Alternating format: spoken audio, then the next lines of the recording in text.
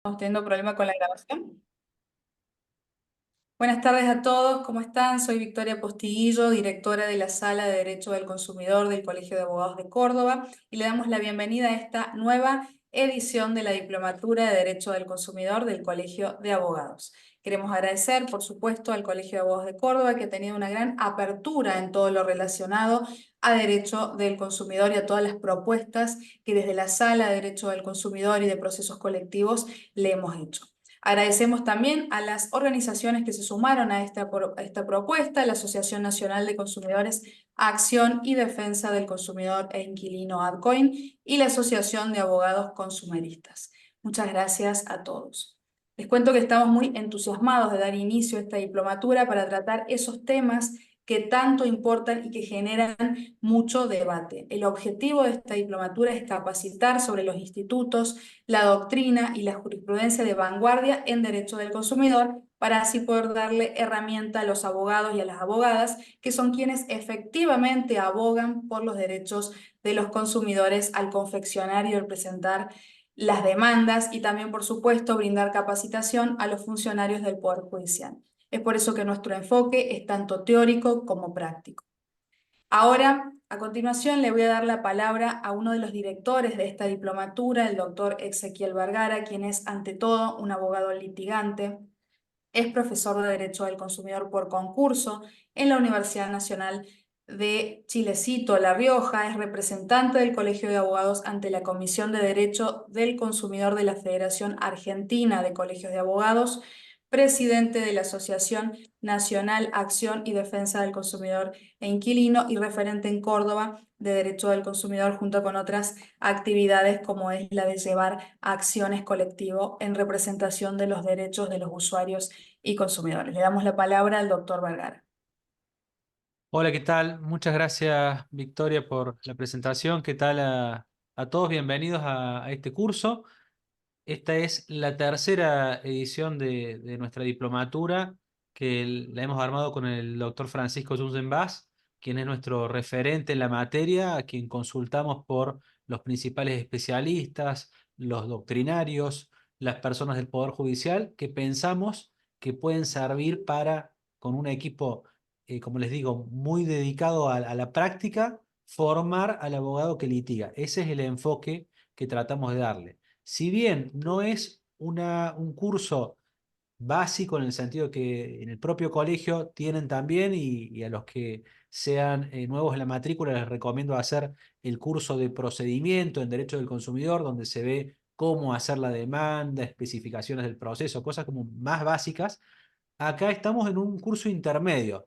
No es una especialización, pero sí abordamos los temas ya más profundos del derecho del consumidor, que la verdad que se ha vuelto un derecho inabarcable, ¿no? Un fuero que realmente hoy es muy difícil hacer un curso que toque todos los temas, que me parece que es indudable la proyección que tiene. Si bien no hay estadísticas oficiales, hoy la mayor cantidad de juicios en materia de derecho civil, comercial y del consumidor están empezando a ser los juicios en materia de consumo, en materia de derechos del consumidor. Como decimos con Francisco, nos gusta decir consumidor antes que consumo, porque claramente tenemos una visión que prioriza la mirada de protección al consumidor. Van a encontrar seguramente otros cursos, otras diplomaturas o otro tipo de posgrados en los cuales posiblemente se les hable de las dos caras de la moneda, o de brindar tanto herramientas para el abogado que esté en la empresa como para el que haga la defensa del consumidor. En este caso, nosotros desde ya, primer momento, advertimos una visión muy específica, que es la visión de tratar de formar lo mejor posible al abogado que va a defender a consumidores. Y por supuesto, si de esto abogados que tengan como clientes de empresas pueden también tomar herramientas para mejorar sus defensas, en buena hora y bienvenido sea, pero nuestra visión está con el énfasis en las herramientas de protección al consumidor. Es también un fuero difícil, porque como es innovador, si bien hace varios años está en la ley, eh, todavía cuesta de parte del Poder Judicial, de parte de las autoridades, hay mucha resistencia a su aplicación. Entonces es importante que el abogado sepa manejar bien todas las herramientas que tiene a disposición, y también tenga una dosis, digamos, de advertencia de que no siempre las cosas luego en tribunales van a funcionar como quizá las damos en este curso o como pensamos que debería ser, ¿no? El deber ser del derecho del consumidor todavía está muy lejos de la realidad tribunalicia que día a día nos apalea con sentencias contradictorias, con la no aplicación por ahí de institutos como el daño punitivo, gratuidad, rechazo de acciones colectivas, etcétera. Pero bueno, eso ya lo vamos a ir viendo con el transcurso del dictado. Lo importante es saber que con el buen manejo de las herramientas tienen muchas más posibilidades de que efectivamente las demandas estén bien hechas, que las discusiones estén bien dadas y que obtengan los mejores resultados. Ese es el objetivo con esta diplomatura. Ha sido exitosa en sus ediciones anteriores y ahora también vemos una enorme convocatoria, más para las dificultades que sabemos que hoy están pasando muchos colegas a nivel económico. Vemos una cantidad importante, ya casi 80 conectados, y esto nos indica que el derecho del consumidor es una necesidad en la capacitación también de los abogados y que es importante seguir profundizando y buscando nuevos cursos y nuevas actualizaciones. También lo que demos en este curso lo vamos a complementar con las actividades de la Sala de Derecho del Consumidor, con algunas conferencias adicionales. En fin, tratamos de brindarles no solamente las herramientas de los 12 encuentros que vamos a tener a través de la plataforma Zoom, sino también de mucho material adicional que nos van a dejar los disertantes y que también vamos a tener ya a disposición de las ediciones anteriores. Les diría que el 99% del material y las conferencias de las dos diplomaturas anteriores están en internet, están publicadas, les vamos a pasar los links, así que ahí tienen un bagaje importante como para nutrirse, quien quiera ir adelantando, quien quiera profundizar. Y luego en esto, les pido paciencia. Las clases se están grabando, pero no necesariamente se van a subir en el momento inmediato que se termine la clase. Así que ahí, por favor, les pido que entiendan que en realidad lo de brindar después los videos es una cuestión accesoria y que en principio no lo hace el colegio. Es decir, desde el colegio no se dan las clases grabadas como forma de las diplomaturas. Por eso, si bien nuestra intención es hacerlo, les pido que lo tomen como algo que se va a cumplir a posteriori o cuando se pueda, y no como algo que termina la clase, que muchas veces están más preocupados por el video que por prepararse por ahí para el próximo tema o estar atentos en la clase. Lo mismo también a partir de esta edición implementamos el hecho de que es necesario para la asistencia que se mantengan con la cámara conectada. No hace falta que justifiquen situaciones específicas, no hay problema quien en esta primera encuentro que estamos avisando de la regla no se pueda conectar porque tenga la cámara rota o lo que sea, pero sí esa es la regla. La regla es tener la cámara conectada, con lo cual vamos a atender alguna situación particular, pero si les pedimos es importante, así también nos lo han manifestado muchos de los disertantes, porque si no, al no poder ver la cara de los asistentes, no se sabe si se está entendiendo, si se están siguiendo el tema. Bueno, la virtualidad tiene muchas ventajas, pero si del otro lado hay una cámara apagada y una letra fría, se pierde mucho del sentido humano de lo que estamos haciendo acá, y por eso es que les pedimos encarecidamente que cuando se conecten también prendan la cámara y después, por supuesto, también tengan el micrófono para participar de los debates que se generan después de la clase, las veces que nos dé el tiempo. Es bastante ajustado el programa y el tiempo, pero cuando se pueda armar algún debate, por supuesto que también queremos que así se haga. Así que bueno, como introducción, creo que es más que suficiente. Tenemos el grupo de WhatsApp en el cual vamos a seguir con todos los diálogos. Vamos a hacer algunas encuestas para saber si vienen también en su mayoría de Córdoba o de otras provincias. Todas cuestiones adicionales que ya las vamos a ir conversando ahí, pero creo que lo básico ya está. Y cualquier duda que tengan, a su vez, vamos a habilitar también para que puedan enviar ahí las dudas y sigamos conversando. No le quiero robar más tiempo a la conferencia de hoy, que es muy importante porque es la base de lo que vamos a estar trabajando después.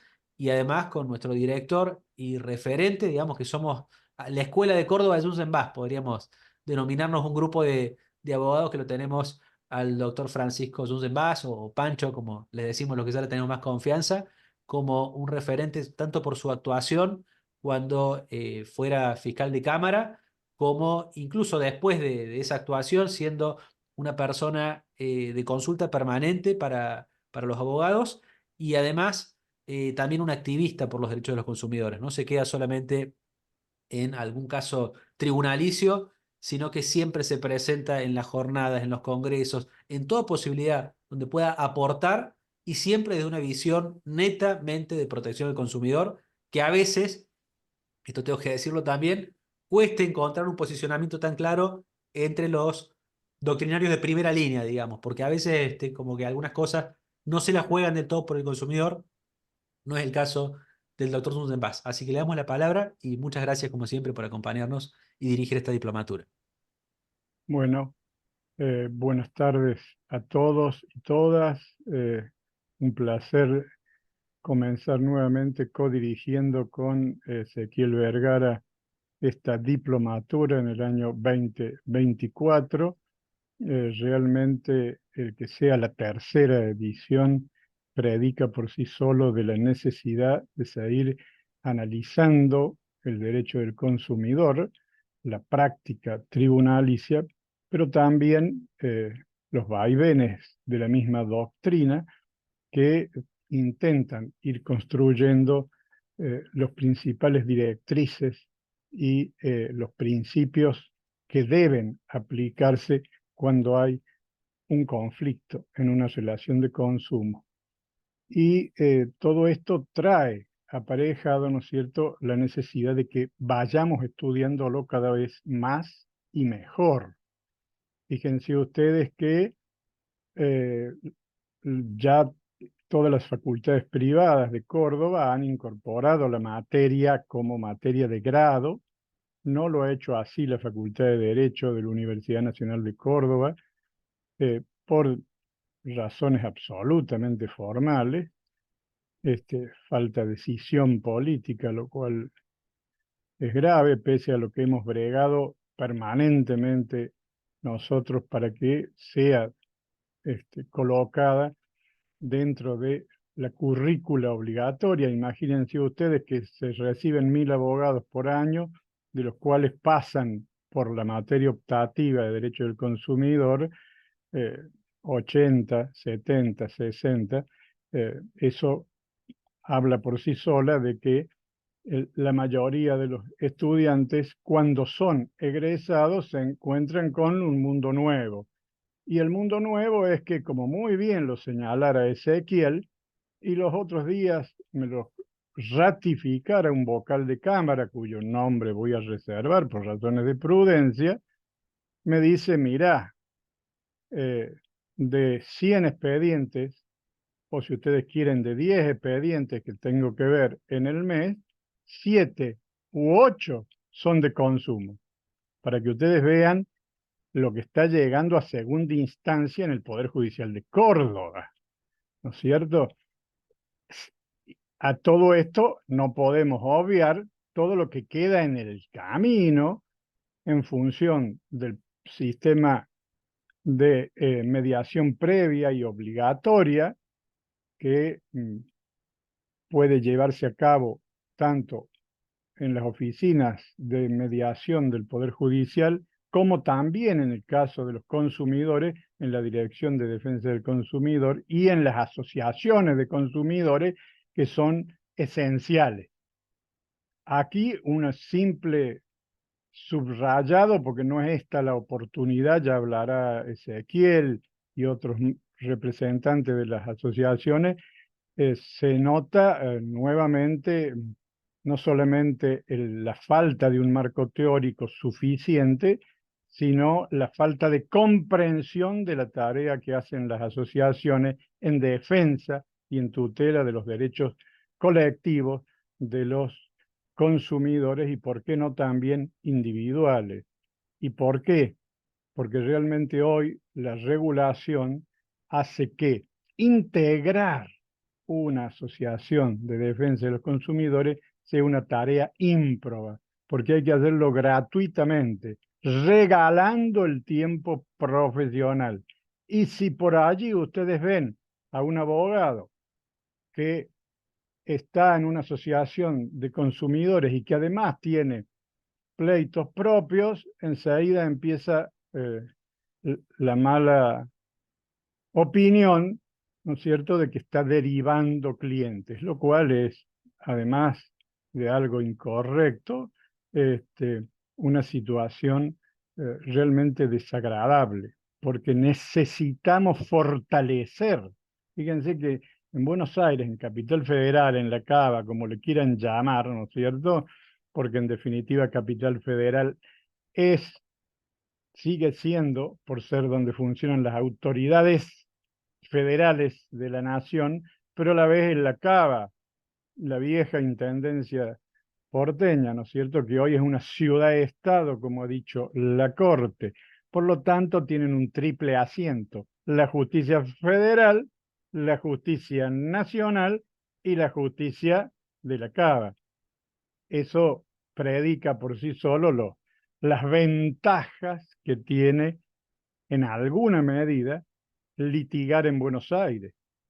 No solamente tener la ventanilla federal de apertura de la Dirección de Defensa del Consumidor, sino también tener un fuero especializado.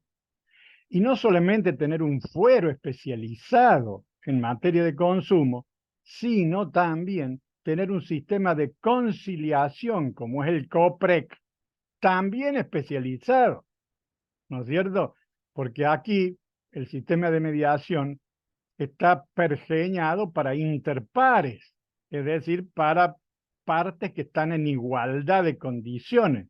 Y ustedes saben ya, aunque sean abogados jóvenes, la mayoría, que uno de los problemas que tiene el consumidor es justamente este elemento objetivo de subordinación económica que tiene el consumidor frente a los proveedores.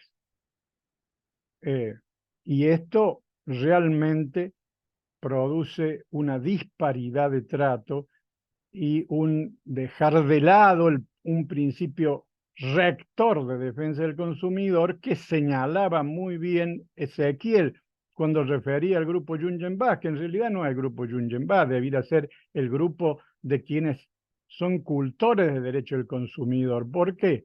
Porque la ley 24240 dijo ya en el año 93, la presente ley tiene por objeto la defensa del consumidor o usuario.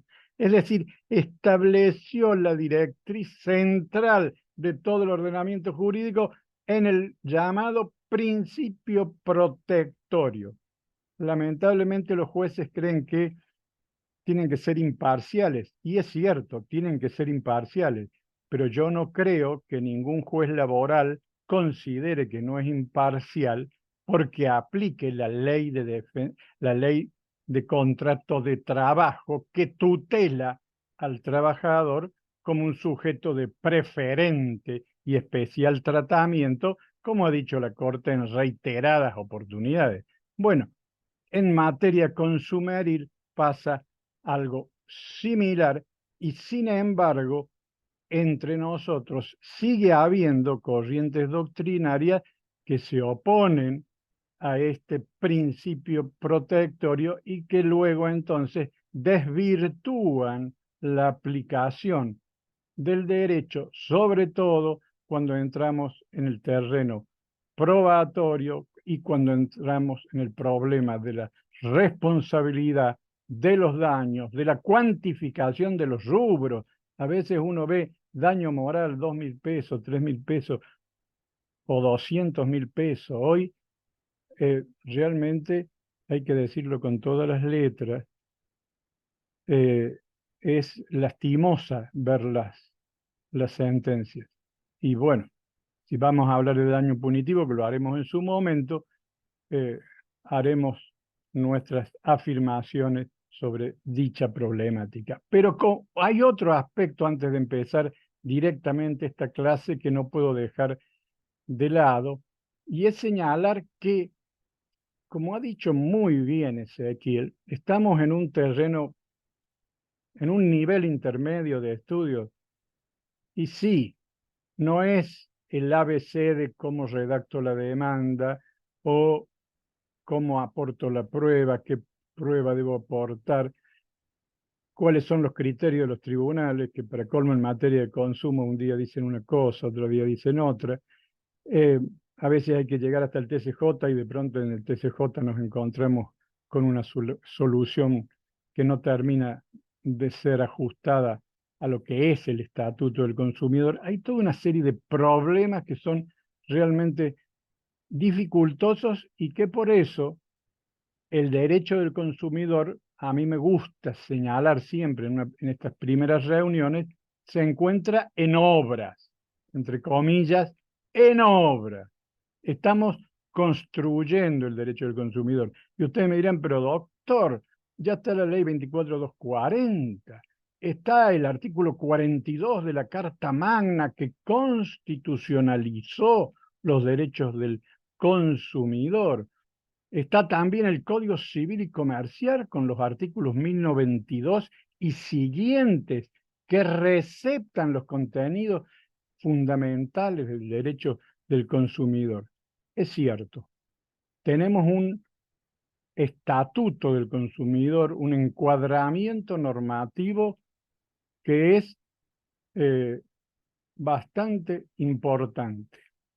Esto no quiere decir que que no sea necesario ya, a más de 30 años de dictarse la ley de defensa del consumidor, la 24240, más allá de las modificaciones que tuvo, que no sea necesario remozarlo. Hace una semana se constituyó en Buenos Aires la Comisión de Reforma del Código de Defensa del Consumidor. Pero esto también hay que verlo dentro de lo que es la realidad argentina. Esa comisión de reforma virtualmente lleva 20 años trabajando. Los proyectos que han entrado al Congreso han sido numerosos, por lo menos 3 o 4, y ahora me imagino que van a reformular alguno de ellos para volver a intentar un avance normativo. Sin embargo, la problemática fundamental, como muy bien señaló también el doctor Vergara, que como litiga la sufre todos los días, la problemática central, digo, está en la aplicación, o si ustedes quieren, en la implementación del derecho del consumidor, porque no se comprende la razón de ser que tiene el Estatuto del Consumidor, que tiene la legislación consumeril. Por eso es que voy a tratar de compartir pantalla con un Power que es larguísimo. Si yo quisiera hoy desarrollarles el Power completo, estaríamos 4 horas como menos. Está preparado por una clase de 4 horas y obviamente ahora tenemos acotado a 2 horas por razones también de trabajo, tanto de ustedes como las mías personales, voy a ser honesto. A las 6:30 tengo otro compromiso. Pero lo importante es compartir algunas ideas fuerzas, porque si no, yo tenía un viejo profesor, que era el doctor Luis Moisés Pane, que a lo mejor alguno de ustedes, si no lo conoció personalmente, al menos tuvo la suerte de estudiar por él o haberlo oído alguna vez, ¿no? Y eh, Luis decía, si no se conoce el origen y la razón de ser de las instituciones, no se comprende ni se puede interpretar adecuadamente el sistema. Y entonces se convierte en un problema de técnica legística que no siempre soluciona todos los problemas, ¿no es cierto? Ya lo decía Eduardo Couture. Puede haber problemas en la interpretación de la ley. Para ser abogado debes estudiar todos los días, porque si no serás cada día menos abogado. Pero a la postre, decía, cuando tengas un conflicto entre la ley y la justicia, brega por la justicia. Imagínense ustedes en derecho del consumidor, que está constitucionalizado y todavía hay fallos que debaten si deben aplicar directamente el artículo 42 de la Constitución de la Nación o no. Y si no, la disparada que ha sucedido en estos últimos tiempos con motivo de las reformas que ha aplicado el gobierno, muchas de ellas acertadas y otras no tanto, y que requieren entonces de una especial lucidez de lo que es el Estatuto del Consumidor. Por eso voy a intentar compartir, vamos a compartir pantalla, espero poder, Ezequiel, que me hayan habilitado como coanfitrión, así puedo compartir un poquito la...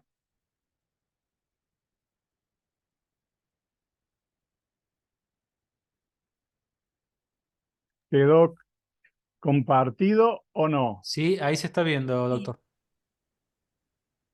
¿Se ve bien? Sí, sí, se ve sí, bien. perfecto. Perfecto. Bueno, vieron que la primera filmina, bueno, dice principios y desafíos del derecho del consumidor, eh, porque estamos en ese camino, en ese construir, ¿no es cierto? Entonces hay principios que tenemos claros y hay muchísimos desafíos que tenemos que andar. Por eso que acá que le puse el Quijote contra los molinos, porque seguimos siendo los que hacemos derecho del consumidor un poco Quijote, ¿no? Y en este aspecto, la segunda filmina nos habla de globalizar la solidaridad, porque el derecho de los consumidores y usuarios surge como una necesidad, ¿no es cierto?, nacida del principio de solidaridad social frente a la clásica teoría liberal del derecho, ¿no es cierto?, que piensa que las partes están en igualdad de condiciones. Y aunque los políticos hablan mucho de esto, obviamente nosotros como hombres de derecho no nos corresponde hacer política, salvo que vayamos eh, a los ámbitos que corresponde. Aquí, cuando hablamos de derecho, cuando queremos construir el orden social, tenemos que ser conscientes, ¿no es cierto?, de que la subordinación estructural es una de las notas típicas que caracteriza a la persona del consumidor. Por eso nos gusta esta definición que nos da ese gran maestro santafesino, que fue Jorge Mosé Turraspe, cuando enseñaba que el bienestar de la sociedad, fíjense ustedes qué importante la afirmación, contraria a lo que pueda pensarse, ¿no es cierto? El bienestar general de la sociedad se alcanza en el mercado a través de la solidaridad y fíjense que, como dice, se alcanza en el mercado. Esto para subrayar que no se reniega del mercado, para cualquiera que pueda ver algo que no debe.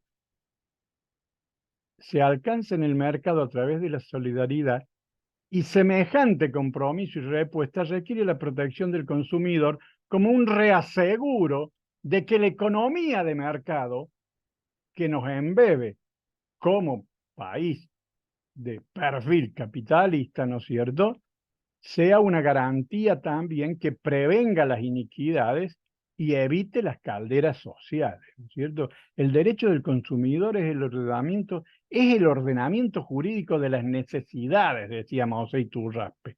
¿De qué? De las necesidades de bienes y servicios y de su modo de satisfacerla en un mercado caracterizado por la escasez y caracterizado también por las deformaciones, ¿no es cierto? Los otros días, en la reunión donde se constituye la comisión redactora del nuevo Código de Defensa del Consumidor, estaban presentes las autoridades de defensa del consumidor. Y hace poco el presidente, justamente enojado con la suba desmesurada de los precios de las prepagas, de las empresas de medicina prepaga, dijo que si era necesario, se iba a aplicar la ley de defensa de la competencia para evitar la cartelización. Nosotros sabemos que esto es una realidad argentina muy propia de nosotros, porque con los tiempos las empresas que se han quedado aquí en los distintos mercados están en su mayoría cartelizadas. ¿Qué quiere decir esto? Un cartel, origen norteamericano. Son las empresas que horizontalmente se ponen de acuerdo sobre las condiciones de comercialización y sobre los precios que van a cobrar, de manera tal que el usuario o el consumidor que quiere acceder a esos servicios, si no da la medida de los precios establecidos por este grupo de empresas, queda expulsado del sistema con toda la injusticia que eso acarrea, ¿no es cierto? Entonces es fundamental tener en cuenta que, como lo dice el artículo 3 de la ley 24240, el diálogo de fuentes entre la ley 24240, la ley de defensa de la competencia y la ley de la lealtad comercial son una misma realidad normativa. Es decir, deben articularse, ¿no es cierto? Cada una tiene su texto, pero indudablemente al momento de aplicarlas hay que hacerlas funcionar adecuadamente para que el contralor de las oficinas de defensa del consumidor a los distintos niveles nacionales, provinciales y municipales no sea realmente un mero juego de contralor formal sin ningún tipo de eficacia, como lo es ahora, digámoslo con todas las letras, salvo alguna excepción, ¿no es cierto? Y encontrar contralor eficaz de la aplicación de las normas del derecho del consumidor. Y por eso, aunque lo hayamos leído y releído hasta el cansancio, porque ustedes ya a esto lo tienen claro, el artículo 42 de la Carta Magna, sancionada en el 94, es clave cuando les reconoce a los usuarios y consumidores la protección de la salud, la seguridad en sus intereses económicos, una información adecuada y veraz, la libertad de expresión, condiciones de trato digno y equitativo, ¿no es cierto? Yo a veces digo, si entre nosotros aprendiéramos solamente que el primero es protección de la salud, ¿en qué quedaría el quehacer de las prepagas actualmente, no? ¿Qué será? ¿Cómo cambiarían nuestras relaciones contractuales y negociales en general si hubiera una información adecuada y veraz? Quien camina por los shopping, por dar un ejemplo general, sabe que si hay algo que escasea es la información adecuada y veraz. La publicidad nos sacude con la información, pero poco tiene de adecuada y poco tiene de veraz, ¿no es cierto? Al contrario, se falta la verdad. Vayan a comprar un automóvil en un plan de ahorro y van a ver todas las promesas que le hacen que no surgen de los contratos que después uno suscribe, creyendo que le van a cumplir con lo que le dijo el vendedor y después resulta que si se detiene en la letra chica, se encuentra con una realidad absolutamente distinta. Y bueno, las condiciones de trato digno y equitativo serían fundamentales. Yo por ahí me hace gracia ¿vieron cuando el presidente suele hablar de que el programa libertario que él proclama es la libertad y el respeto del proyecto de vida del otro? Bueno, yo digo, a ver, lo pongamos por obra, a ver, respetemos el proyecto de vida del otro, como decía Alberti, pero respetémoslo en serio, no en lo formal, porque aquí el gran error que no se advierte y que nosotros los consumeristas no podemos ignorarlo, es que una cosa es la declamación formal y otra muy distinta es la aplicación concreta en cada caso. De allí que es fundamental tener en cuenta esta gran enseñanza de Lorenzetti, miembro de la Corte. Saquemos todos los debates políticos, que si Lorenzetti, que si Rosati, que si... Olvidémonos de eso. Ricardo Lorenzetti lleva muchos años en la Corte, pero fundamentalmente es un gran doctrinario, es un gran doctrinario.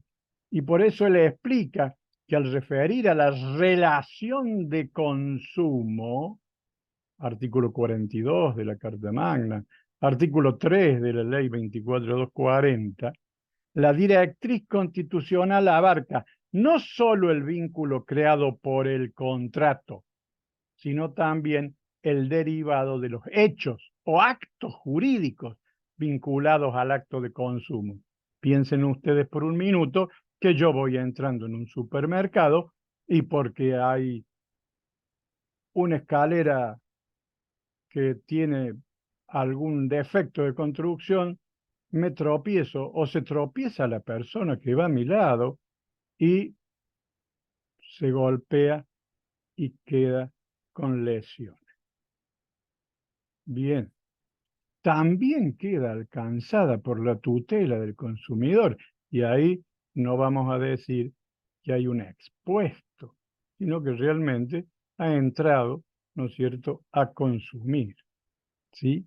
Entonces, por eso es que hay que tener presente la riqueza del derecho del consumidor. Definir la relación de consumo es definir ¿qué? La aplicación del Estatuto del Consumidor.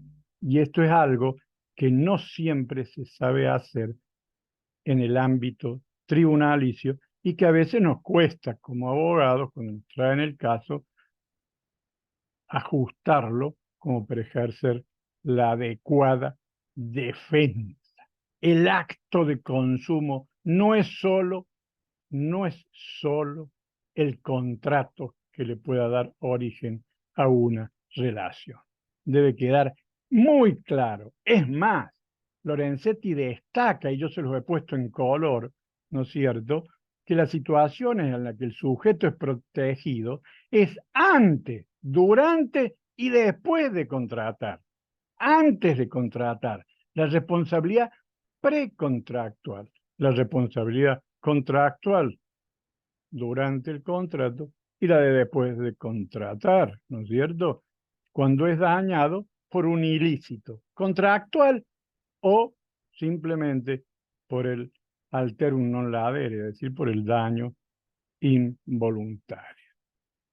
Y por eso la relación de consumo es clave. En tribunales y nosotros los abogados deberíamos manejar la relación de consumo, pero como expertos, y saber que la vinculación jurídica esta a que referimos cuando hablamos de la relación de consumo, tiene en cuenta el primer elemento o presupuesto objetivo de carácter general que señala, ¿no es cierto?, que son consumidores todos los que se someten al poder de los titulares de los titulares de los medios de producción, fabricación, etcétera, etcétera. Y de dicho hecho resulta la subordinación estructural que caracteriza a la economía capitalista y que no es un escándalo decirlo, lo decía John Fitzgerald Kennedy en su famoso discurso en la década del 60, todos somos consumidores y nadie se le ocurrió decir que John Fitzgerald Kennedy tuviera una visión socialista del Estado, ¿cierto?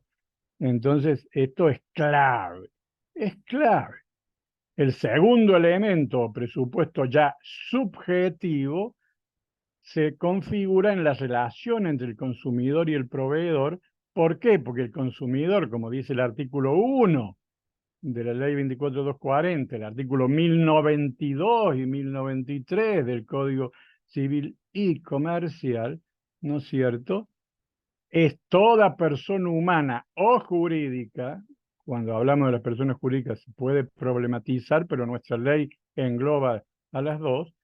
Toda persona humana o jurídica que adquiere bienes y servicios para su destino personal y o su grupo familiar o social.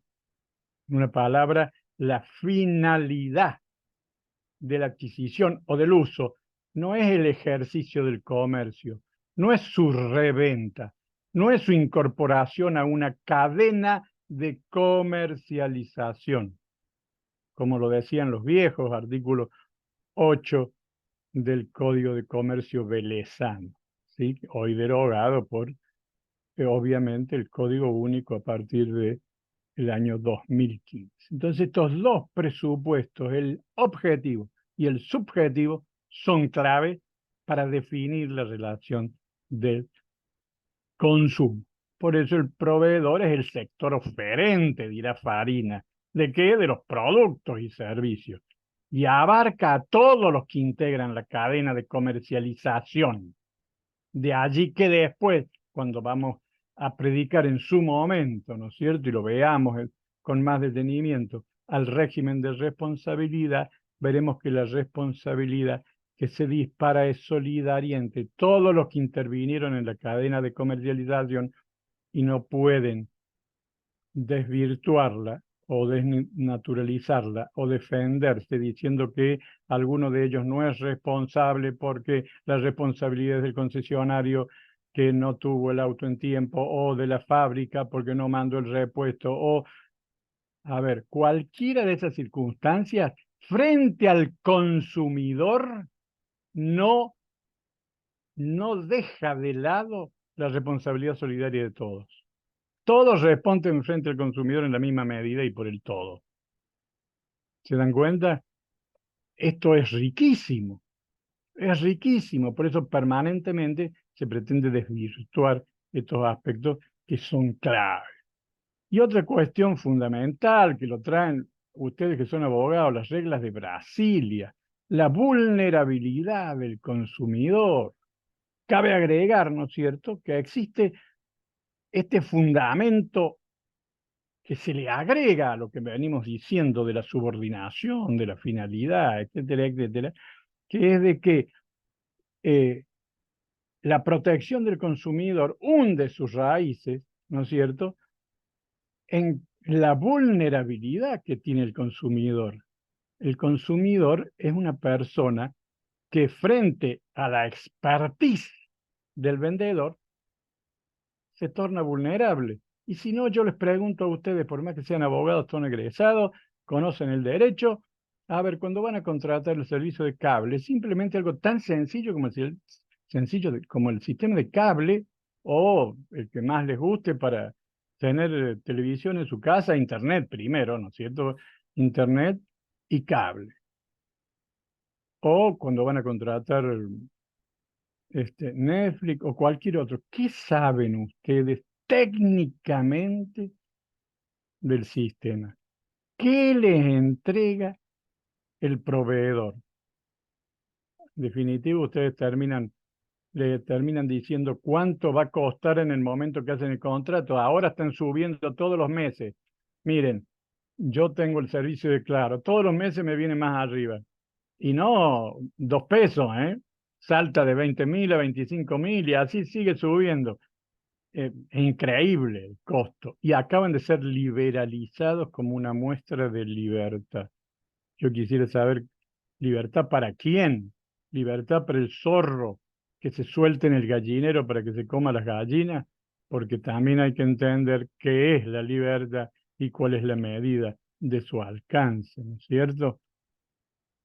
Bien, todos esos parámetros que hemos venido hablando, ¿no es cierto? La relación de consumo, la figura del consumidor y las notas de la relación de consumo, la vulnerabilidad del consumidor, hacen imprescindible tener en claro lo que es el estatuto del consumidor y manejarlo.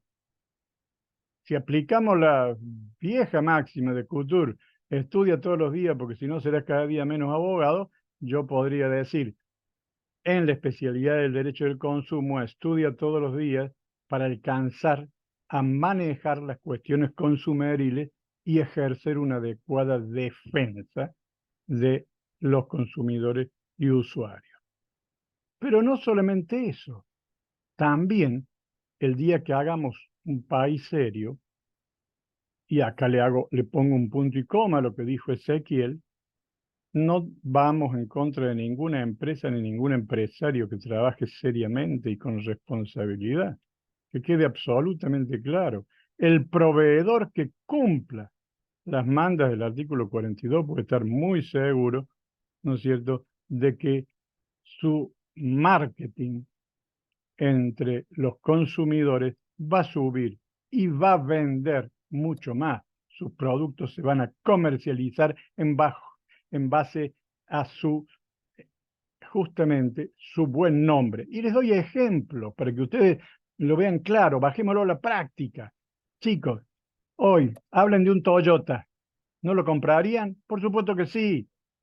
A ver, aunque tengan otro tipo de automóviles y haya otros también muy buenos, pero a ver, hablar de un automóvil Toyota, ahí tienen todo, una empresa seria que trabaja seriamente.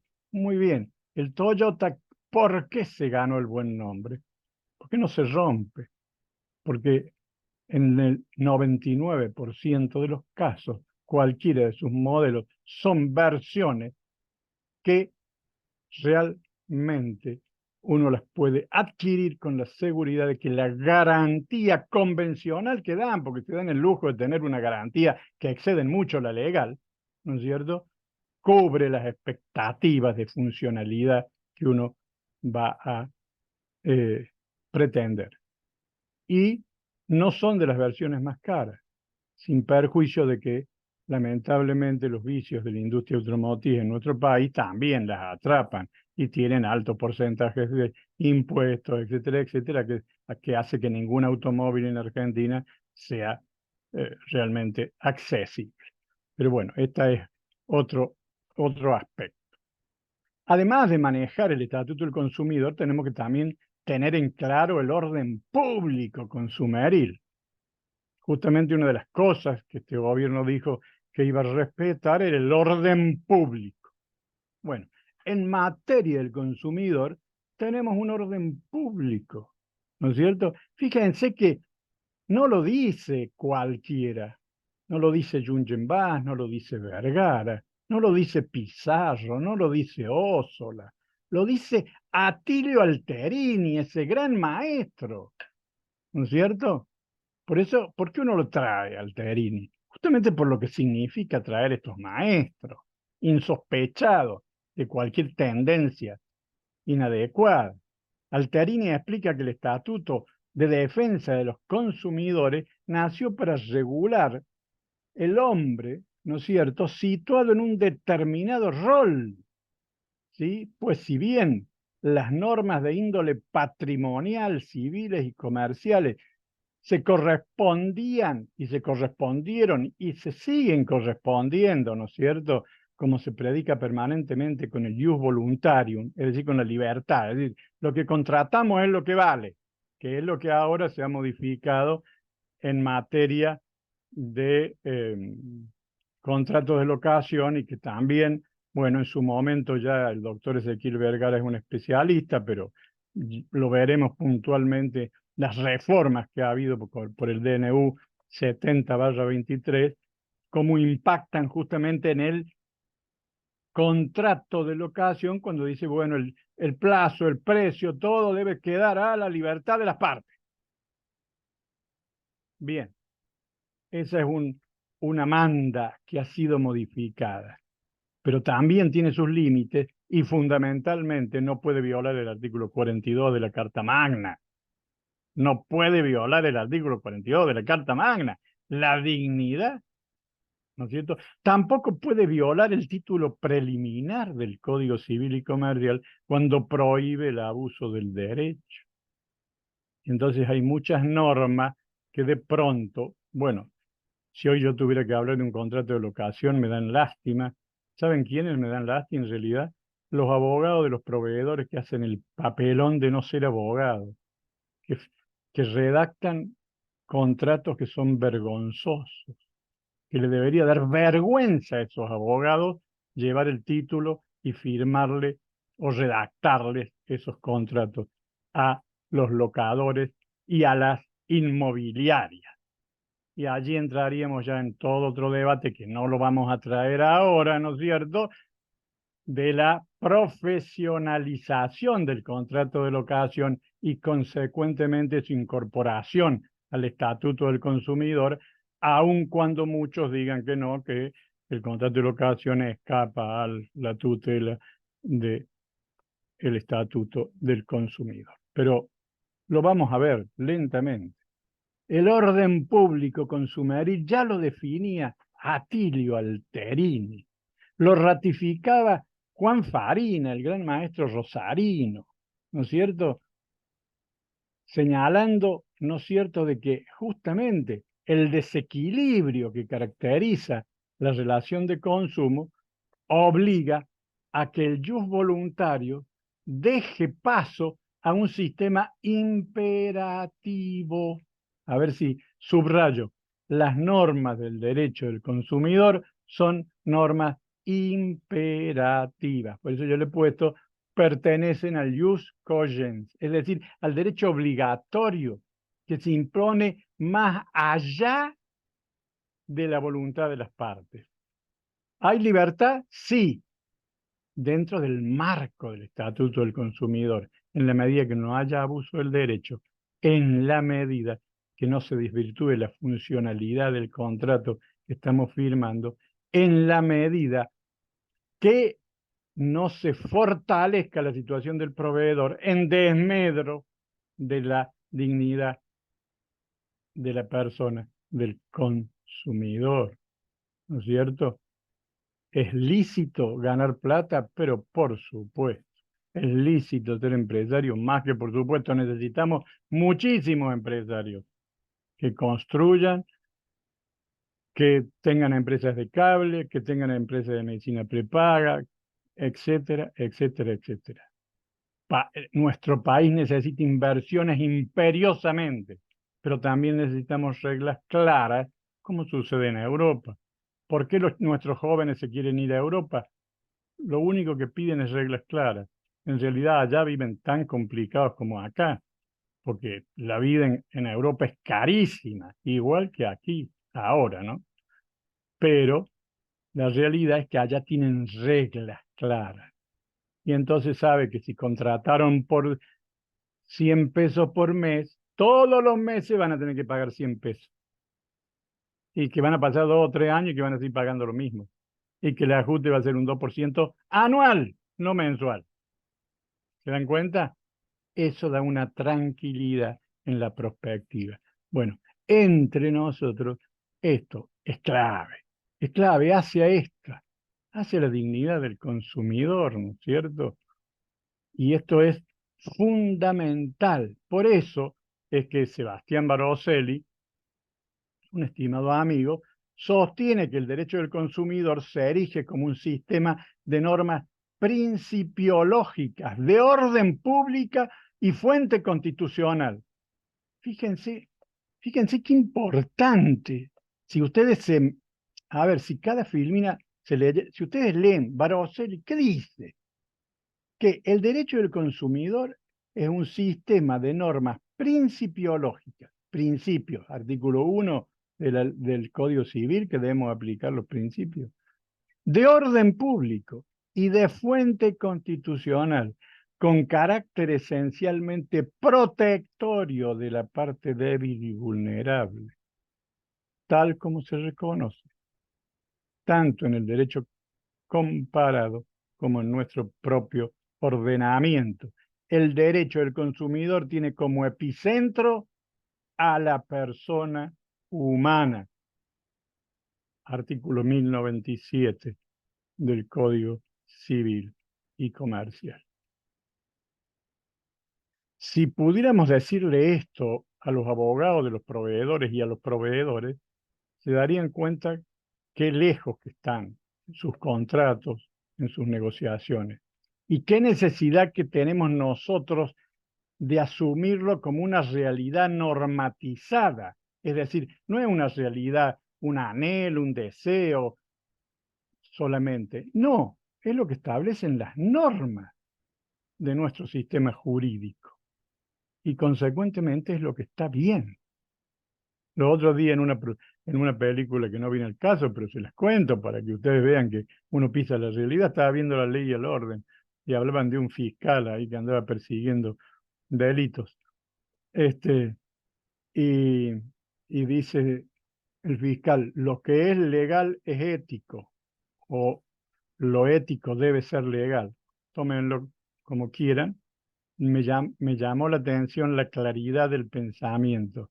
Señores, nosotros tenemos un estatuto consumeril que nace hoy en el epicentro del artículo 42 de la Carta Magna, sigue por la ley 24.240 y se complementa o hace pie, o hace base, o hace cimiento en el Código Civil y Comercial, artículo 1092 y siguiente. Fíjense todo lo que integra el Estatuto del Consumidor y cómo, al ser ordenamiento jurídico argentino, se hace obligatorio para los jueces y no pueden escapar con otro tipo de artilugio. Y por eso es que yo aquí quiero traerle como una especie de síntesis de los principios del consumidor. Ezequiel, veo que estás mirando. Hago un alto de 1 minuto porque me están tocando la puerta. Veo que Sí, es. Seguimos en 30 segundos. sin Veo ningún quién es. problema.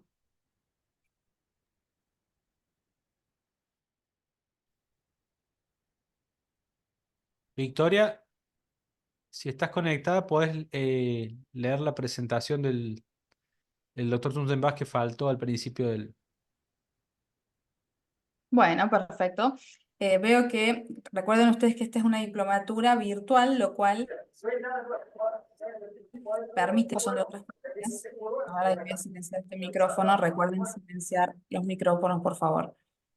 Lo que les decía es que como es virtual, permite que muchos colegas de otras provincias se conecten, así que voy a aprovechar y voy a hacer la presentación del doctor Francisco Junzenbach que no pude hacer al principio. Denme 1 minuto, por favor.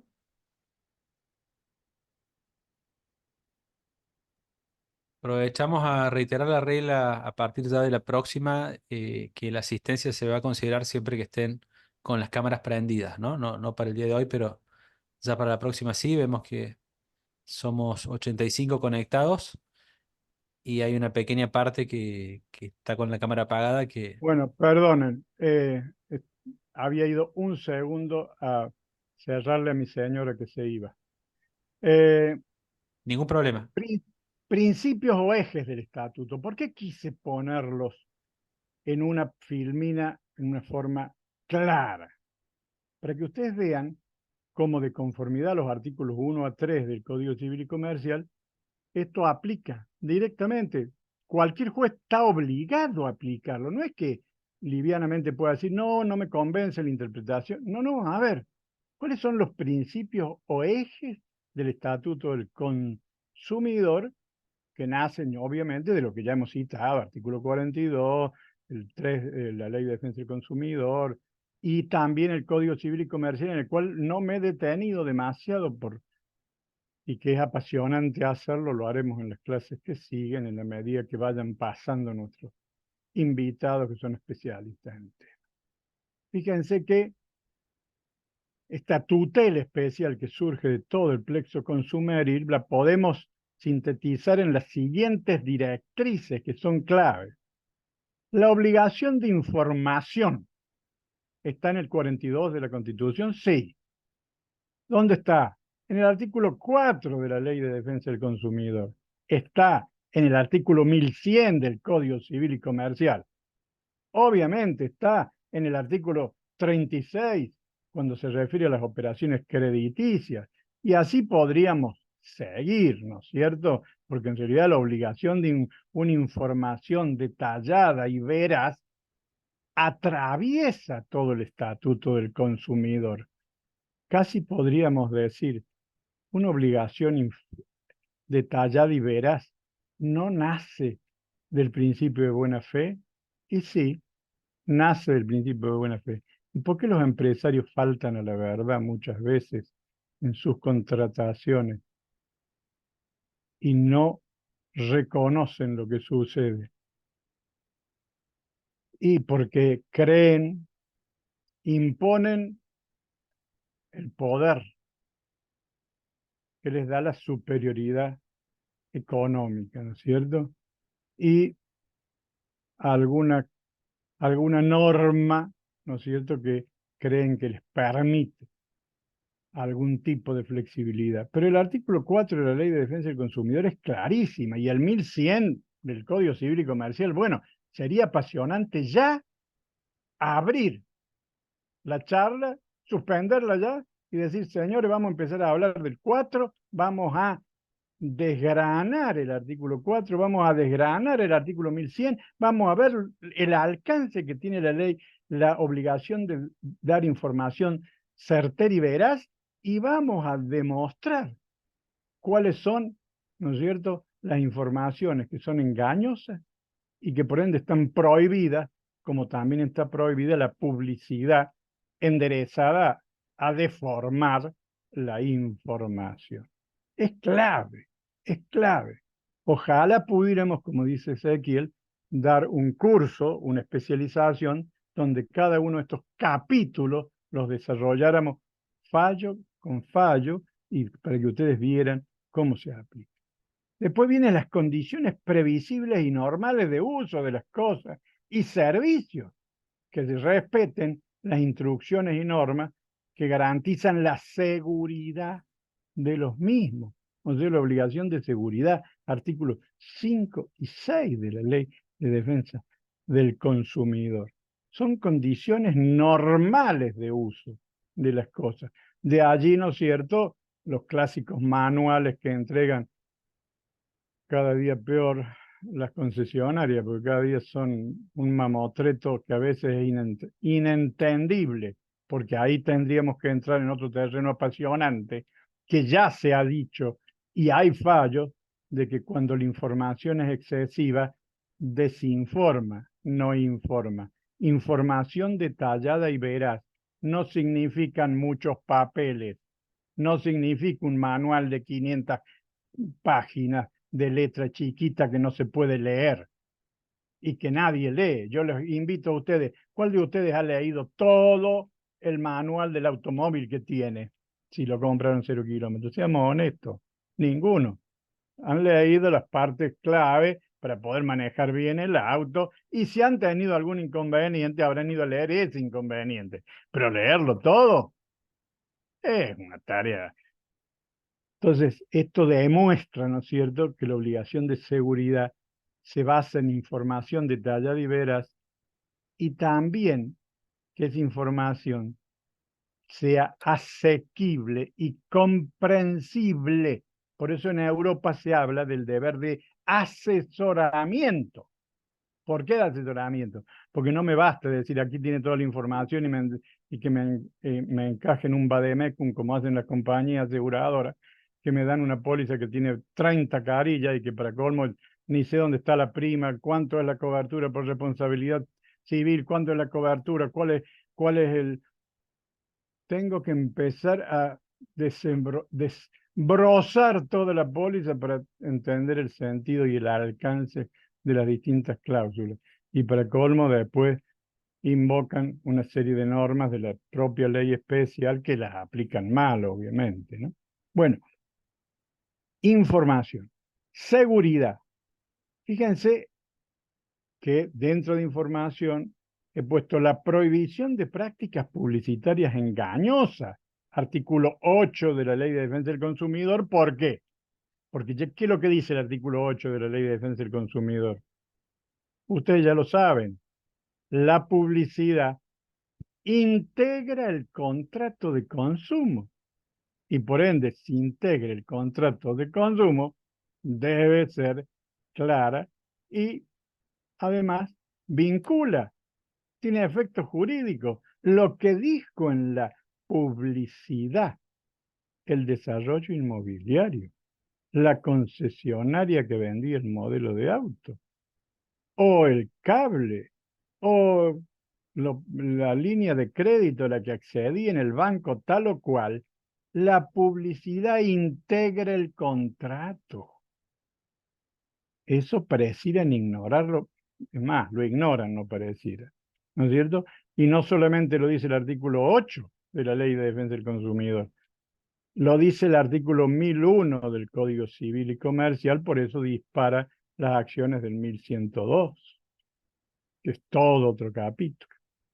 Y como yo les decía, el trato digno y equitativo al que ya nos hemos referido. Y allí entonces tenemos, y ahí hay una enumeración que he hecho yo, de la cual cada uno de ellos podríamos traer fallos, deberíamos traer fallos, ¿no es cierto? Los principios especiales intuitivos son el protectorio, o sea, el principio tutelar. El sistema del ordenamiento consumeril está para proteger al más débil, al vulnerable, que es el consumidor. De sustentabilidad, que ello implica, ¿no es cierto?, que la producción de bienes y servicios debe ser sustentable, lo que elimina algo que ha sido muy poco trabajado entre nosotros y que los invito a que profundicen, pero para eso van a tener que ir a Europa y conseguir que algún amigo le mande algunos fallos o algunos principios operativos, que es el de la obsolescencia programada. Ustedes saben, cada día más, por ejemplo, los celulares duran cada día menos. ¿Por qué? Porque la obsolescencia ya está programada. A mí no me interesa que el celular tal o cual dure más de, y obviamente no les van a decir el plazo, pero lo van a hacer, le van a quitar sustentabilidad al producto. ¿Para qué? Para crear la necesidad de cambiarlo a la brevedad. Es más, lo van a dejar atrás con nuevos modelos. Y le van a decir que el WhatsApp, si no lo actualiza, que hacia tal aplicación no la actualiza. La obsolescencia programada, que también está en otro tipo de productos, como los automóviles, cómo salen de mercado, cuándo entran, etcétera, etcétera. Y cuando no han oído ustedes en sus casas que les dijeran que el R12 era un autazo. ¿Por qué? Porque todavía la idea de la obsolescencia programada estaba poco asumida. Y no hablemos del Ford Falcon, ¿no es cierto? Más allá del mal nombre que se hicieron pobres en la época del terrorismo de Estado, lo real y cierto es que era un autazo, ¿no es cierto? Bueno, hoy pareciera que encontrar automóviles de esa sustentabilidad, el hombre común de la calle diría de la durabilidad. No, ¿cómo dura ese auto? Es bárbaro, es un fierro, no se rompe. Bueno, sustentabilidad, de no regresividad, es decir, que no implique un retroceso de los derechos, de irrenunciabilidad. Los derechos que otorga el Estatuto Consumeril no son renunciables. Y hay un fallo magnífico que ya les invito a que lean, después lo veremos en la parte creditoria, pero que es SPADEC contra Van Boston, o sea, una asociación de consumidores lo consiguió en una acción colectiva contra Van Boston, aplicando el artículo 36 de la Ley de Defensa del Consumidor, donde no hay renuncia de derechos del consumidor, no hay consentimiento por haber recibido determinados resúmenes de las cuentas de cajas de cuenta corriente y de caja de ahorro que recibían los clientes y donde se les había incorporado un rubro de gastos, ¿no es cierto?, que no había sido informado oportunamente. Bueno, Luis Moisés Pané me decía, cuando se encontraba conmigo, me tuteaba obviamente, así que yo voy a decir cómo lo decía él, me decía, Pancho, me decía, ¿cómo puede ser que no lo comprendan a esto? Ya don Luis lo tenía claro, al carácter inderogable de orden público y por ende irrenunciable de los derechos, ¿no es cierto?, que integran el Estatuto del Consumidor. Obviamente de buena fe y prohibición de abuso del derecho, de dignidad, bueno, de información, de seguridad. Y al último lo he dejado, pero a ver, tratar más adelante, Victoria se los va a decir, ¿no es cierto? Las reglas procesales que hacen al acceso a la justicia, a la igualdad, a la gratuidad, las cuestiones de competencia que define el plexo estatutario en el artículo 36, a favor del consumidor. El trámite abreviado, hoy oral, ¿no es cierto? Y cargas probatorias dinámicas. Pero no, nuestros jueces en este aspecto siguen siendo bastante duros. Hablan de cargas probatorias en los fallos dinámicas, pero después terminan aplicando el principio de que si no está acreditado, no lo consideran suficiente. En una palabra, las reglas procesales básicas son fundamentales, porque de lo contrario, ¿no es cierto?, de poco sirve normas hermosamente redactadas si no las podemos aplicar en el proceso, que es lo que sufren ustedes permanentemente. El principio protectorio, ni me quedo, ni me detengo en él.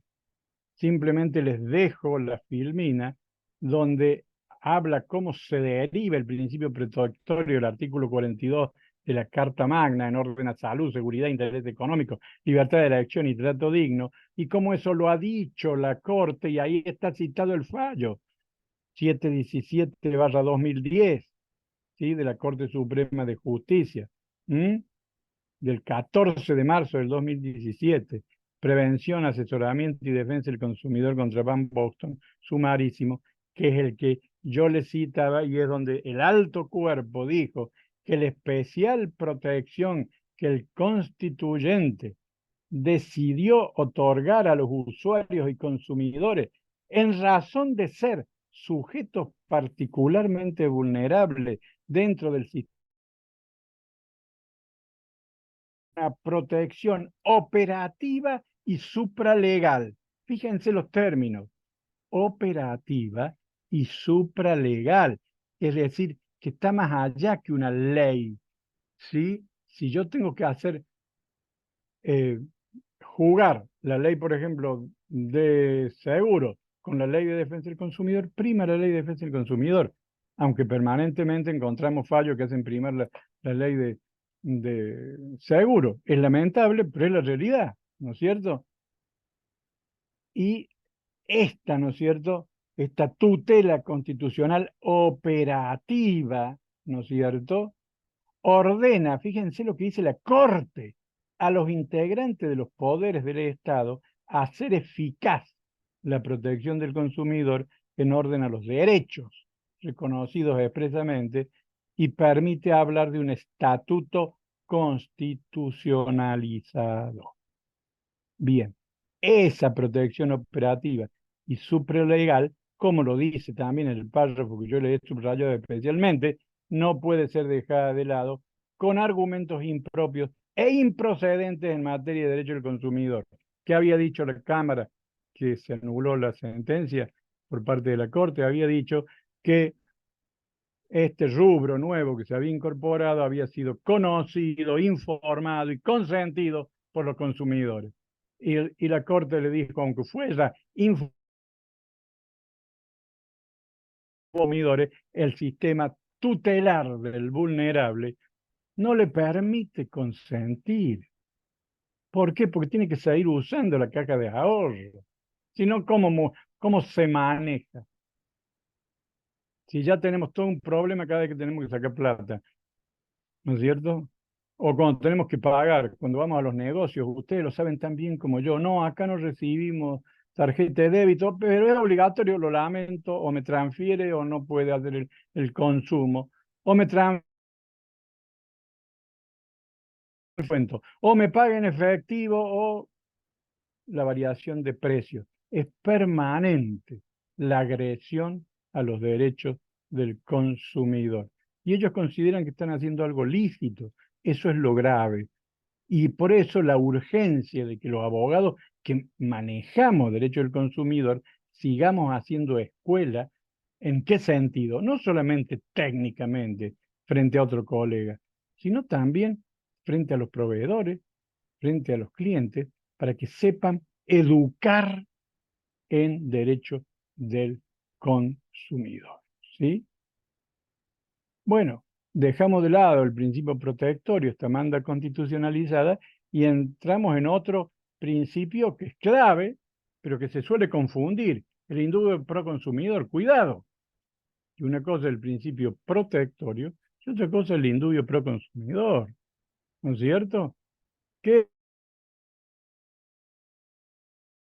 se deriva de los artículos 3 de la LDC en 1094 del Código Civil y Comercial, ¿no es cierto?, que establecen como principio liminar, ¿no es cierto?, que en orden a la interpretación e integración del sistema, ¿no es cierto?, las normas que regulan las relaciones de consumo deben ser aplicadas e interpretadas conforme con el principio de protección del consumidor y de acceso al consumo sustentable. Vuelvo a insistir. Y dispone también que en caso de duda sobre la interpretación de los principios que establece esta ley, prevalecerá la más favorable al consumidor. Con lo cual, ¿no es cierto?, es clara la directiva, ¿no es cierto?, que debe enderezarse en orden a tutelar al consumidor.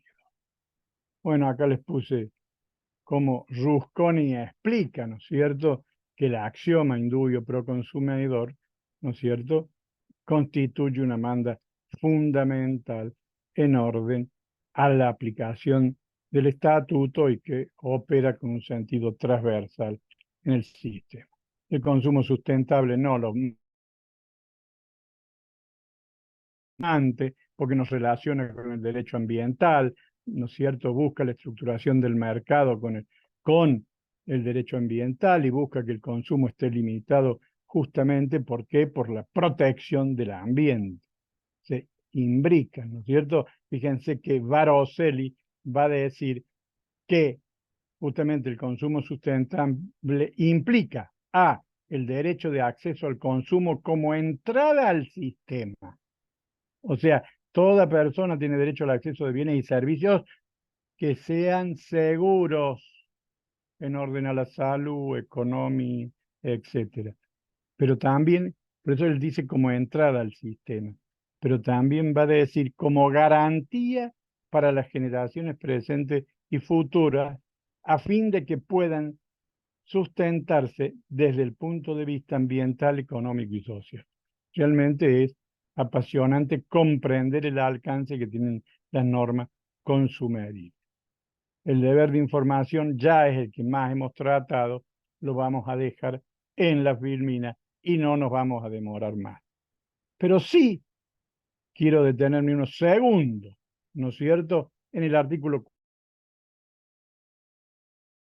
4, al cual ya hemos hecho referencia antes, fue modificado en su texto por la ley 27.250 y establece que el proveedor está obligado, no dice que sea facultativo del proveedor, no, dice que está obligado a suministrar al consumidor en forma cierta, clara y detallada.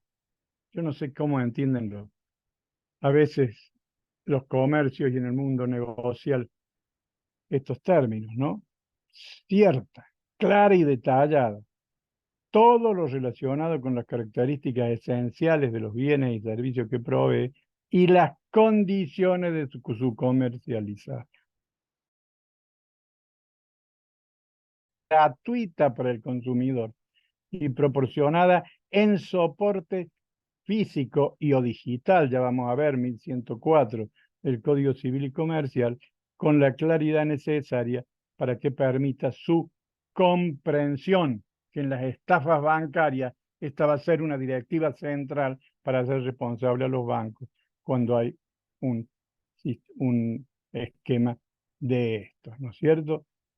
Bien, la obligación de seguridad ya la hemos abordado, no quiero demorar lo mucho, ¿no es cierto? Y acá hay un tema que sí me voy a demorar un segundo porque nos acaba de salir un fallo, Ezequiel y a mí, más a él que litigada que a mí, pero yo estaba también en el pleito, donde no hacen lugar al daño punitivo citando el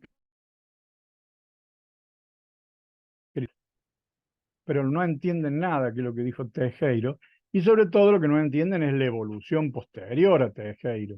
Es cierto, normalmente para que haya la imposición de daño punitivo debe haber un reproche también subjetivo al actuar del proveedor, pero parecen ignorar la modificación del artículo 1724 del Código Civil y Comercial, que nos va a decir, ¿no es cierto?, que también el desentenderse del resultado implica una desaprensión por los intereses de los contratantes y de los terceros que integra la noción de dolo. Y todo el mundo dice dolo eventual, dolo eventual. No, ¿qué dolo eventual?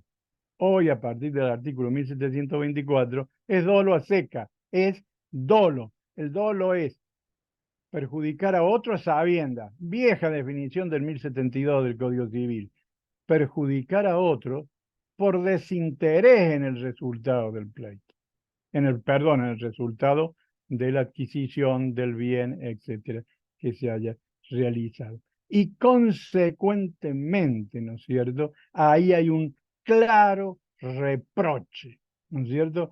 Tal es así que en las 20 jornadas nacionales de Derecho Civil realizadas en la Facultad de Derecho de la UBA en septiembre del 2005, miren cuándo, chicos, estamos en el 24, van a pasar 20 años, ya falta un año para que hagan 20 años y todavía los jueces cordobeses no lo han leído. La comisión número 2 afirmó general del derecho encuentra su fundamento en los artículos 19, 41, 42, 43 y 75, inciso 22 de la Carta Magna, trayendo los tratados constitucionalizados, y dijo que en caso de daño a la persona, ¿no es cierto?, la tolerancia debía ser cero. Por eso ahí yo le he puesto dos criterios diferenciados, el de Tejero, que es de nuestro Superior Tribunal de Justicia, que es el viejo, y el de Esteban, que es el fallo que está citado. Vieron que la Firmina tiene dos fallos, uno que dice Cámara Civil y Comercial de tercera nominación, Tejero contra Cervecería y Maltería, Cámara Civil de Tucumán, Sala 2, Esteban Noelia contra Cervecería y Maltería Quilmes, o sea, el mismo demandado, la misma empresa demandada, donde se dice algo totalmente distinto a Tejero. Lo que pasa es que todo el mundo se acuerda solo de Tejero y no de Esteban. ¿Y por qué? Primero porque estudiamos poco, seamos honestos. Creemos que lo que dijo el TCJ es palabra santa en Córdoba y por ende citamos Tejero. No, anímense a citar Esteban. ¿Saben por qué? Porque en el fallo de Esteban Noelia contra Cervecería y Maltería Córdoba, ¿saben lo que dice? El tribunal dice, disiento frontalmente con el criterio del Superior Tribunal de Justicia de Córdoba. Bueno, más claro, agua.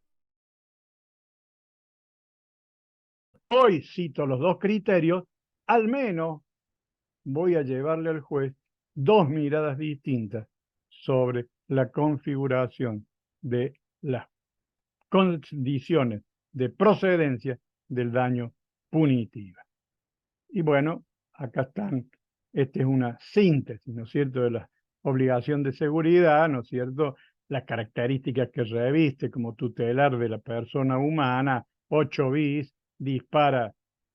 A ver, cuando hay una violación a la persona humana, teníamos un pleito con el doctor Vergara, donde la dañada era una persona, mujer, hablando de perspectiva de género. No hablemos mucho ahora de perspectiva de género, ahora que está en los nuevos gobiernos, pero a ver, no la van a borrar tampoco la perspectiva de género.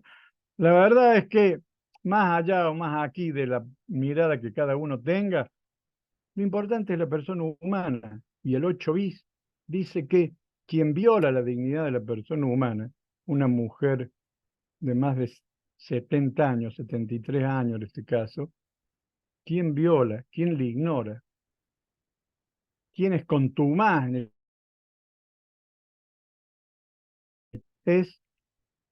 hay que aplicarle daño punitivo. Merece la sanción punitiva porque su conducta ha sido antisocial y disvaliosa. Es clarísimo. Y obviamente la interpretación debe hacerse a favor del consumidor y usuario, artículos 3 y 37 de la ley 24.240, y está de por medio del orden público, artículo 65 de la ley 24.240, y ostenta un carácter imperativo e indisponible. Y aquí le cito otros fallos. Uno es de NLD contra Cencosud, contra el ICI, de la Cámara Nacional Civil, un accidente en supermercado, es buenísimo ese fallo. Cámara Nacional de Apelaciones en lo civil Sala K, Luna contra Vial 5, daños y perjuicios, ruta concesionada, animales sueltos, que se justificaron. No, hay animales sueltos. ¿Y a mí qué? Si hay animales sueltos, usted que es la concesionaria de la ruta debió saberlo y debió evitar el perjuicio. Como verán, uno va abriendo el paraguas y el abanico de situaciones y empieza a darse cuenta que tiene que saber responsabilidad, que tiene que saber seguro, que tiene que saber una serie de aspectos que hacen que complejo considerarse dominador de todo el sistema. Y por eso es que las obligaciones del proveedor, yo las he enumerado aquí a propósito, porque fueron enumeradas en este fallo muy importante, Vargas, Marcos, Darío contra Complejo, Forga y otro ordinario, daños y perjuicios, otra forma de responsabilidad extracontractual, que es de la Cámara Civil y Comercial Octava de Córdoba. Con toda claridad, ¿no es cierto?, que las conductas antisociales son especialmente sancionadas por el artículo 52 bis. Y otra serie de principios que obligan al proveedor, cosas y servicios, condiciones previsibles, cosas y servicios riesgosos, deben tener una tutela especial, una razonable seguridad, los servicios públicos, cómo deben prestarse, cómo deben informarse, sus condiciones de seguridad, artículo 28 de la ley 24.240, etcétera.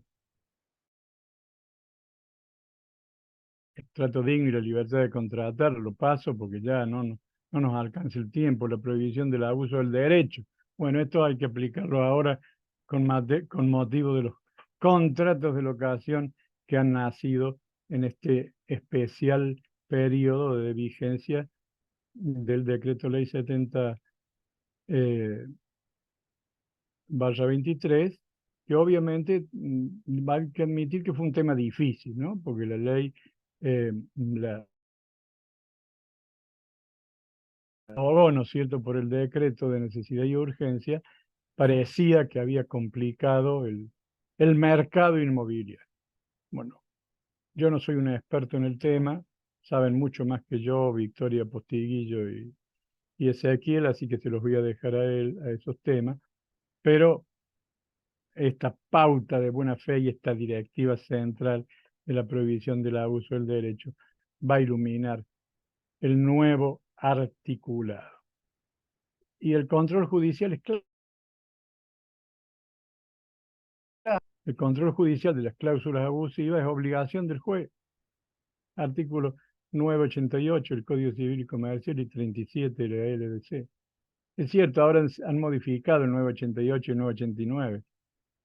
El DNU 70 dice que ahora no se puede declarar de oficio, sino que se tiene que hacer a pedido de parte. Bueno, nosotros que somos los abogados no nos olvidemos de que lo tenemos que pedir, lo tenemos que hacer, tenemos que pedirlo, ¿no es cierto?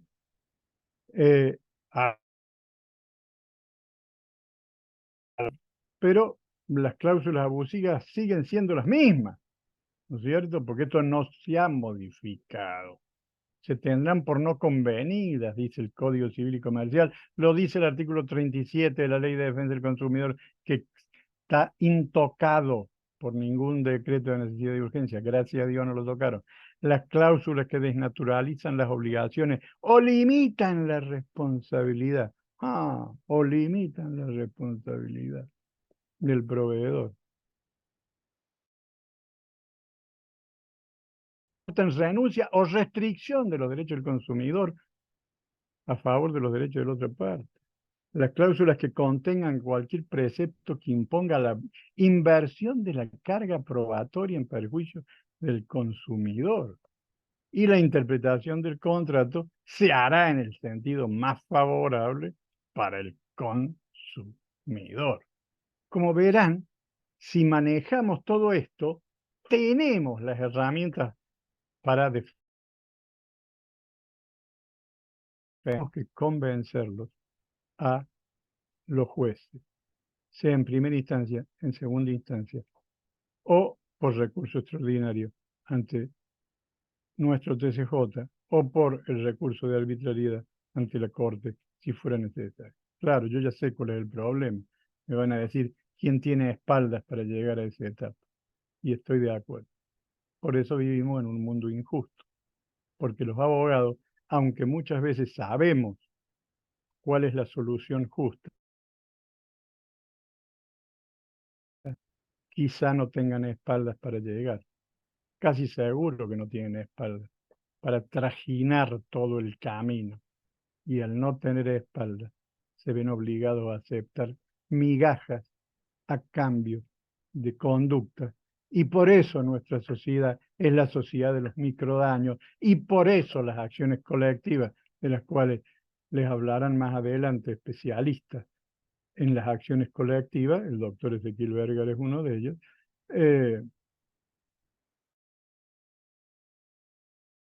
los especialistas, a hablar para enriquecer la diplomatura. A ver, las acciones colectivas hoy son clave. Hoy son clave para la defensa de la situación de los microdaños. O sea, que tenemos que entrar al acceso a la justicia. El acceso a la justicia se torna de pronto uno de los capítulos más importantes de la Ley de Defensa del Consumidor. Y por eso cuando empiezan a declararse las incontinencias, lamentablemente, a veces uno tiene que callarse por razones de prudencia. Es más, hoy me voy a callar de nuevo por razones de prudencia. Todo lo que voy a decir es eso. Pero, claro, se le critica a Cristina. ¿Cuánto cobra Cristina? 14 millones, 15 millones, qué sé yo, 16 millones, no sé cuánto cobra. Me gustaría saber, repasar algunos otros salarios, ¿no? Principios de gratuidad de consumidores que viven con la cuarta parte, la quinta parte, la sexta parte. El acceso a la justicia de los consumidores es un derecho fundamental de toda persona humana. A ver, yo le he puesto de los consumidores, casi parece como a ver, ustedes me dirían decir, doctor, teste. El derecho humano fundamental de cualquier persona es el acceso a la justicia. Si yo, ya la Corte de Casación, que en un país, en un Estado de Derecho, que se considere libre, hablando de libertad, hay que poder acceder a la justicia. Pues en nuestro país el gran problema es el acceso a la justicia. Y cuando estamos dentro de la justicia, el gran problema es los tiempos de la justicia, el seguimiento de las causas. Bien, un derecho fundamental, entre paréntesis, de los consumidores, pero también de los consumidores, obviamente, con el mayor razón, es el modo de efectivizar los derechos sustantivos, ¿no es cierto?, que les reconoce el Estatuto Consumeril. Por eso es un derecho humano de jerarquía constitucional y está más que tutelado, no solamente por el 42 y 43 de nuestra Carta Magna, sino por los tratados constitucionalizados, ¿sí? Y bueno, se los dejo a vale la pena. Las reglas procesales. Las reglas procesales son tan pequeñas, tan poquitas. Acá, miren, el Superior Tribunal bate parches. ¿Por qué? porque tenemos ahora el juicio por audiencia, y no cabe duda que es una enorme mejora. Pero señores, necesitamos un fuero de derecho del consumo, un fuero de derecho del consumo, donde haya preparación, ¿sí? Y donde entonces allí caminen no solamente las acciones individuales que hoy tramitan el fuero civil y comercial en relación a 7 a 10, para que 7 a 3, en realidad, como me decía este colega, ¿no es cierto?, sino para que caminen los procesos colectivos. Las reglas procesales que tenemos son poquitas, ustedes ya las conocen. El artículo 52 ya lo vamos a ver cuando veamos el proceso individual, que habla virtualmente de individuales y de los legitimados colectivos. El 53 habla de la norma del proceso y del principio de gratuidad. El 54 habla de las acciones de incidencia colectiva. Y del 55 a 58 habla de las asociaciones de consumidores, que, como les decía al comienzo, es clave seguir fomentando la creación y el fortalecimiento, o si ustedes quieren lo digo al revés, como debe ser, el fortalecimiento de las asociaciones de consumidores. Necesitamos recursos para las asociaciones del consumidor, no un subsidio, que quede bien claro, ¿eh? Estoy pidiendo que se permita que las asociaciones de los consumidores se fonden adecuadamente. Y aquí tienen acciones y legitimación, la legitimación activa el consumidor o usuario, las asociaciones de consumidores, la autoridad de aplicación. ¿Ustedes han visto que la autoridad de aplicación haga algo alguna vez? Nada, no controlan que van a iniciar una acción, ¿no es cierto? El defensor del pueblo, que entre nosotros no tiene legitimación, que entre nosotros sí tiene legitimación, pero que no inicia acciones. Miren cuánta norma incumplida que tenemos.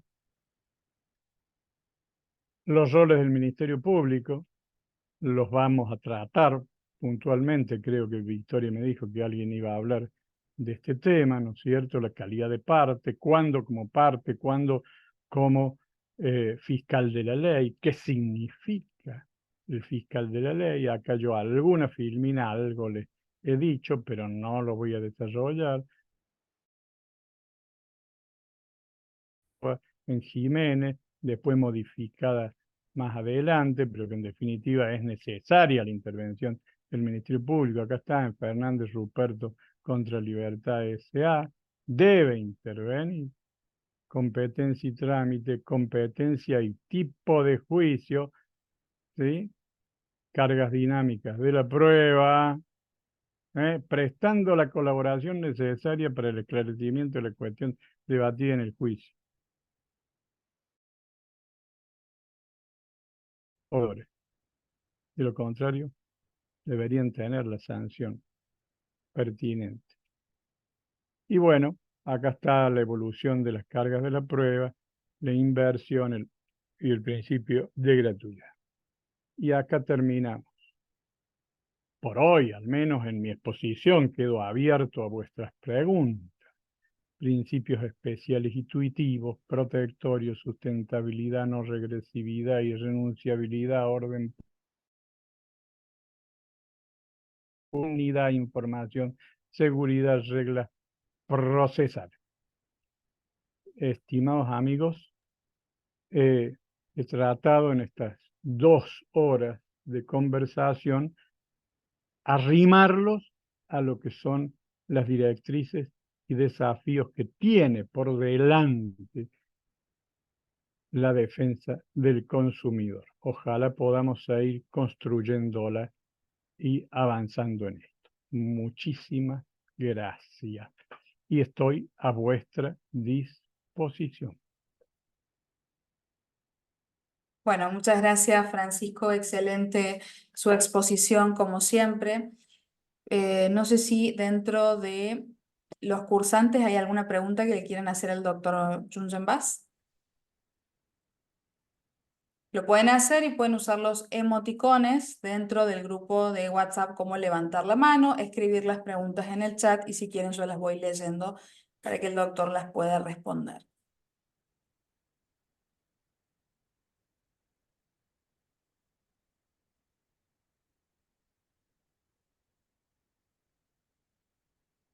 Bueno, lo están felicitando, doctor, en el chat por la disertación. No, estoy viendo y estoy revisando las cámaras para ver si alguno tiene los emoticones para hacer las preguntas. Muchas felicitaciones en principio, doc, pero por ahora no estoy viendo preguntas. Felicitaciones, la verdad excelente su exposición, doctor. Un placer. Muchísimas gracias, Gisela. Ha sido un gusto realmente. Espero que nos volvamos a encontrar. Ya lo creo. Vamos a tener todo un cuerpo profesoral para que ya vamos tema por tema, ¿no? Excelente, me encantó. Muchas gracias, doctor. No, por favor. Muy bien. Preguntas que tienen que ver con lo administrativo y felicitaciones para el doctor Francisco Jungenbas. Vamos a Bueno, tener otras clases con él seguramente sobre otros temas, así que van a tener otras oportunidades de hablar con él y también hacerle las preguntas que deseen. Pero en principio, hasta ahora no hay preguntas. sí, no hay preguntas. Bueno, Victoria, muchísimas Bueno, gracias. Hemos arrancado con una nueva diplomatura, la tercera edición realmente notable. Felicitaciones a usted, a Ezequiel, y bueno, a seguir trabajando en esta línea. así es. Bueno, muchísimas gracias. Que tengan un muy buen comienzo de semana. Para nosotros es un honor tenerlo a Francisco dentro del cuerpo directivo de esta diplomatura, a quien yo personalmente y nosotros como equipo consideramos el doctrinario número 1 de Derecho del Consumidor. Así que, bueno, un honor. Muchas gracias y nos vemos el próximo lunes. Nos vemos el lunes. Buenas tardes. Buenas tardes a Muchísimas todos. gracias.